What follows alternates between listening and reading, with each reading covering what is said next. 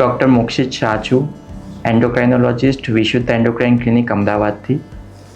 Hypothyroid પેશન્ટને થાઇરોઇડની દવા ચાલતા TSH રિપોર્ટ નોર્મલ આવે તો થાઇરોઇડની દવા ચાલુ રાખવી જોઈએ કે બંધ કરવી જોઈએ?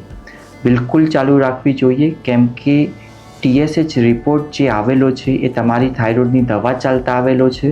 જો તમે ડૉક્ટરની સલાહ વગર થાઇરોઇડની દવાઓમાં ચેન્જ કરશો, તમારું TSH લેવલ એબનોર્મલ થવાની સંભાવના છે.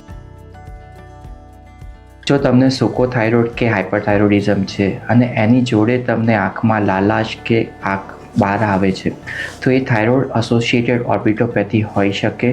અને જો તમને ઇનિશિયલ સ્ટેજમાં ટ્રીટમેન્ટ રિસીવ થાય તો આગળ તમને આઈસમાં ડેમેજ થવાના ચાન્સીસ ખૂબ ઓછા થઈ જાય છે. Thank you.